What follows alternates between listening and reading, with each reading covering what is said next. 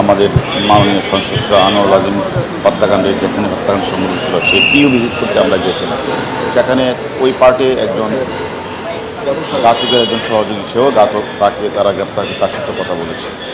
আমাদের পার্টিও 3-4 জন গ্রেপ্তার আছে, তাদের সাথেও আমরা কথা বলেছি। আমরা কথা বলে যেটা বুঝতে পেরেছি, এর আগেও আমরা শুনেছি যে ইদানিং বাংলাদেশের অনেক সন্ত্রাসী তারা এখন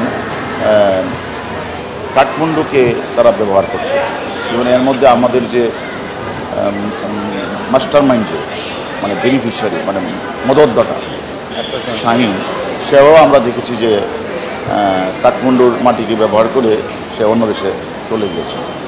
আরও অন্যান্য আসামি সম্পর্কে কিন্তু আমরা এরকম তথ্য পাচ্ছি। এছাড়া আগেও অনেক শিশু সন্ত্রাসীকে আমরা দেখেছি তারা ওইখানে থাকে। আসলে আমরা যখন কলকাতা পুলিশের সাথে যে আমাদের যে ইন্টারাকশন হয়েছে, ভালো সম্পর্ক স্থাপন হয়েছে, আমরা তদন্তের কাজেই মূলত আমরা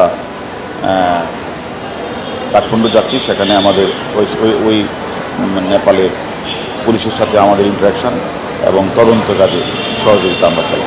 এই সকল তথ্য কালেকশন করা, তারপরে কাঠমান্ডু পুলিশের সাথে একটু যোগসূত্র ইন্টারাকশন করা, যাতে ভবিষ্যতে কোনো আসামি বাংলাদেশে অপরাধ করে যেন সেখানে ঠাঁই না পায়, আমরা সেই বিষয়েও কথা বলবো। পুলিশ হেডকোয়ার্টারের এনসিবির মাধ্যমে আমরা ইন্টারপোলকে আমরা চিঠি দিয়েছি। আমরা ইন্টারপোলের মাধ্যমে আমরা কাঠমান্ডু পুলিশকে জানিয়েছি যে এই এখানে সিয়াম সহ বেশ কয়েকজন আসামি তারা কেউ চলে গেছে, কেউ আছে। এই বিষয়গুলি তাদেরকে আমরা অবহিত করেছি এবং তারা যদি থাকে তাহলে তাদেরকে জন্য তারা গ্রেপ্তার করে, সেটা আমরা তাদেরকে অনুরোধ করেছি।